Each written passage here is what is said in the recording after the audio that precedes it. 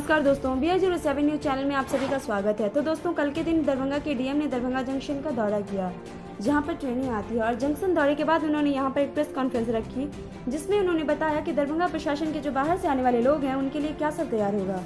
जिसमें सबसे पहले उन्होंने यह कहा है कि महाराष्ट्र से जितने भी लोग आते हैं सभी का रेलवे स्टेशन हो, बस स्टैंड हो या फिर एयरपोर्ट हो, वहाँ पे एंटीजन टेस्ट किया जाएगा। और अगर कोई व्यक्ति पॉजिटिव पाए जाते हैं तो उनको दो ऑप्शन दिया जाएगा। पहला ये कि वो अस्पताल में भर्ती हो जाएं, या फिर दूसरा ये कि वो घर चले जाएं और खुद को आइसोलेट कर लें।